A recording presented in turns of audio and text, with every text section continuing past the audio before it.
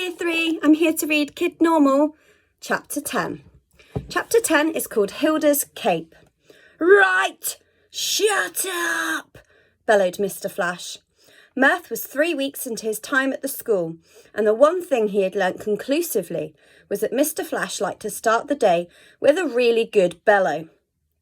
As a first year, every day started with an hour of capability training, the one lesson Mirth had absolutely no chance of being any good at. He was getting a little bit sick of being reminded of this fact every single morning. So, with the expectation of Kid Normal over there, this is the part of the day where we try and home your capes and get you match fit, so to speak. Mr. Flash seemed to think of most things in life as a game or match of some kind. As explained during the first week of term, he continued, your first year at the school is the only time you'll be having CT lessons altogether. In the summer, you'll be splitting into your 2 groups based on how useful your cape is and how well you can use it, separating the wheat from the chaff, as it were. It's chaff, not chaff, said a soft voice from the side of the classroom. Mirth looked across and saw that Mr. Drench was sitting there. Mirth recognised him as the small man he'd seen the evening he and his mum had first encountered Mr. Superman. He was very easy to miss, sitting silently against the wall, his fluffy hair not quite hiding large, slightly pointed ears. Mr. Flash paused, looking irritably across at his colleague. Ah, yes, the chaff, of course.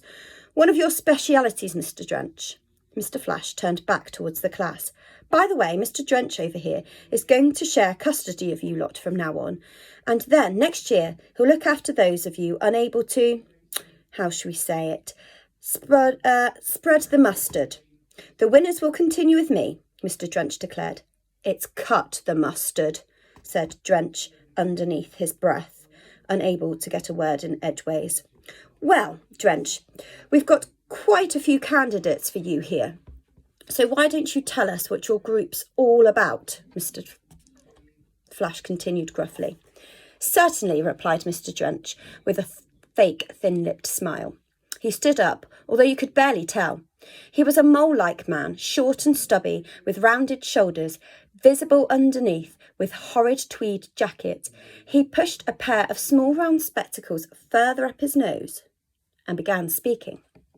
As Mr. Flash was saying, I'll be taking most of you for CT next year. It will be my job to make sure that once you have finished school, you are able to hide your capes as well as possible in real life, you see. The world's a dangerous place for someone with a cape. There are people out there who would love to ridicule you publicly, or worse still, use your cape for evil. Oh, I forgot to show you a picture. So there's Mr. Drench. Hilda's hand shot up. Yes, Baker, replied Mr. Drench. How will you decide which of us will go to Mr. Flash's class, she asked. It's quite simple. It all depends on how you perform in the PCAT. Mirth, baffled, started to hoot before realising no one else apart from Mary and Hilda would get the joke. Whew! Who can tell me what the PCAT is, please, he said.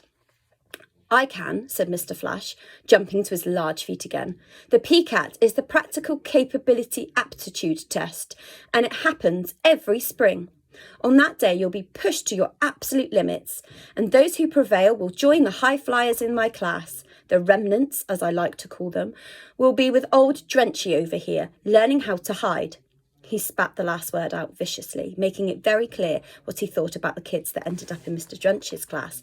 And that's all I'm going to tell you about the PCAT for now, because the first rule of PCAT is, if you ask me about it, I'll tell you to shut up.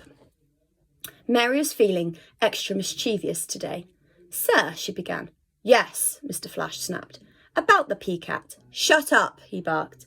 Mary put her hand down and her head so Mr. Flash couldn't see her chuckling.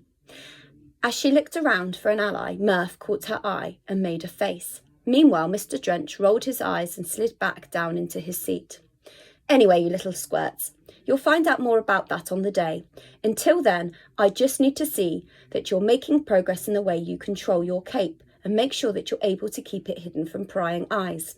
Right then, who's going to go first today?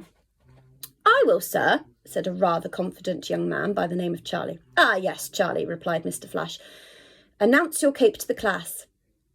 Eye heat beams, sir. Right, the technical term for Charlie's cape is, of course, visually controlled thermal concentration, or VCTC for short. Mr. Flash squeaked up the letters onto the chalkboard as he spoke. A very handy cape this, folks. Maybe even one the Alliance might find useful if developed to a really high level. I remember a time when this cape got them out of a sticky situation, or should I say, chilly situation. The Ice Fiend invasion of 92 was no match for my old mate Dr. Thermo, who soon saw them off with a couple of stares. Great days, great days. Anyway, anyone got a muffin? What a weird story, Murph thought. But keen as he was to hear more about the Ice Fiends, he suddenly realised that for the first time ever, he could actually contribute something to a CT lesson, namely a muffin. His mum had been giving a baking book for her birthday, and the best consequence of this so far was the freshly baked break time muffin she'd given Murph every morning for the past week. This was his chance. Murph's hand shot up in the air, holding the muffin aloft like a baby lion. Although he should point out, for legal reasons, that it was nothing whatsoever like a scene from The Lion King. Chuck it over here then, Cooper, barked Mr. Flash, reaching out and catching Murph's tossed muffin. He set it down on the centre of his wooden desk.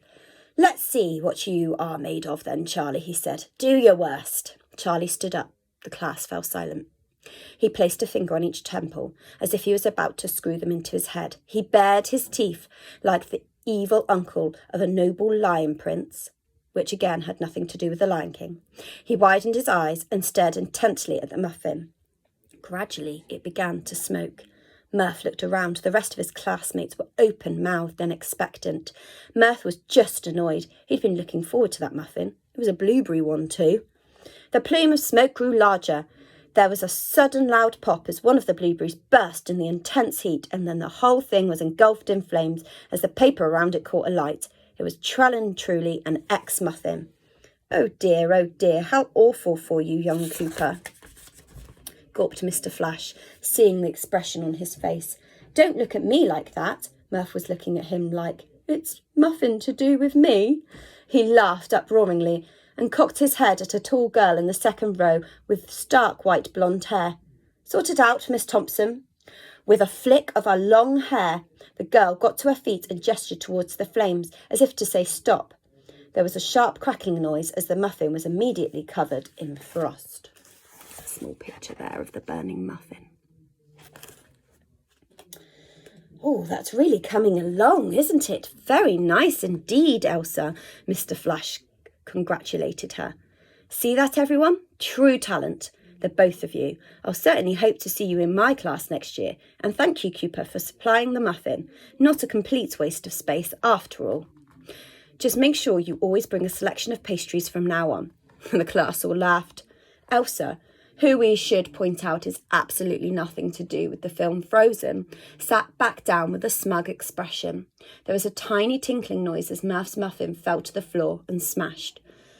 Cheers, everyone, Murph said, deflated and now hungry. Right, you horrible lot, who's next? Who haven't we heard from for a little while? Asked Mr. Flash. Out of the corner of his eye, Murph noticed a slightly plump arm waving about in the far corner of the classroom. It was Hilda. Murph couldn't wait to see how she got on in CT with her truly unique cape. Come on then, Baker, let's get this over with, shall we? Flash said. Hilda shuffled up to the front of the class, her cheeks glowing as she sidestepped the puddle that used to be Murph's muffin. Now, the capes we've seen so far today are useful ones, said Mr. Flash, going back into lecturing mode. Hilda, however, he gestured at Hilda, who was hopping anxiously from foot to foot, has, like many of you at the school, what we described as an anomalous cape, or to put it another way, a completely useless one. Hilda, please demonstrate. Murph knew what was about to happen, and he couldn't wait. Undeterred by Flash's criticism, Hilda sprung into a sort of judo combat stance with both her palms stretched out in front of her. She screwed her face up in concentration, and with a minuscule whining noise, her two tiny horses popped into being and cantered across the tabletop. There's a picture there. The class erupted with joy, with many students immediately grabbing their phones to try and take pictures. Mr. Flash rapidly regained control of the room with the internationally recognised teacher noise, which consists of at the top of your voice. Thundered Mr. Flash at a long, bursting volume. The class fell silent. Mr. Drench had risen to his feet again. This is exactly what shouldn't happen, he told them earnestly in his ready voice. We must keep these capes secret and away from prying eyes. You must not take photographs of Hilda's horses or anything else you see in this classroom. Do you understand? He said. Ha, Mr. Flash cut in. Imagine what people would say if they saw a picture of a small, round girl producing ridiculously small wild horses. Hilda's lower lip began to quiver. They'd lock her up for being a loony, he roared. They'd call her a freak. A small round horse producing freak, and they'd be right. That's what she is. Hilda burst into tears and fled back to her desk, the horses vanishing into thin air with the tiniest of neighs. And that, continued Mr. Flash, is why Hilda and most of the rest of you need to learn to control your capes. Not so you can use them, but so you can conceal them. Hilda can live a normal life as long as she doesn't go producing horses from her, and every time she gets a bit excited. Thankfully, at that moment the bell rang, signifying the end of this onslaught for poor Hilda. Most of the class gathered up their things and disappeared into the corridor, but Mirth and Mary packed up deliberately slowly so they could be the last to leave. When the classroom had emptied, they shuffled over to Hilda, who was sitting there with a glum face. Don't worry about Flash, said Mirth, putting his hand on her shoulder. I love your tiny horses. He's just being nasty. And he wasted a good muffin. Yeah, he's a big bully. Don't take any notice. Be proud of your cape, Mary chipped in. It makes you who you are. Hilda looked up. Her face was wet with tears, and her nose had been doing a really impressive amount of running at the same time. She wiped an arm across her face, smearing everything into the blob of wet post-cry slime. Thanks, guys, said Hilda. Or, as she had briefly become the snot monster, I think it's best. Keep going. Mr. Flash doesn't know what he's talking about. I agree, Mirth reassured her. Hilda smiled. Mary and Mirth helped pick up her bag and gave her a tissue before stopping to clear up 2 tiny horse presents that had been left behind on the desk. Right, said Mirth. Who fancies an ice cream? Great idea, said Mary. And a new muffin for Mirth, of course, joked Hilda. Yes, and a new muffin. Stupid Mr. Flash, he replied, and for the first time in months, Mirth found himself properly laughing as they walked off down the corridor in search of treats. And that's the end of chapter 10. Bye now.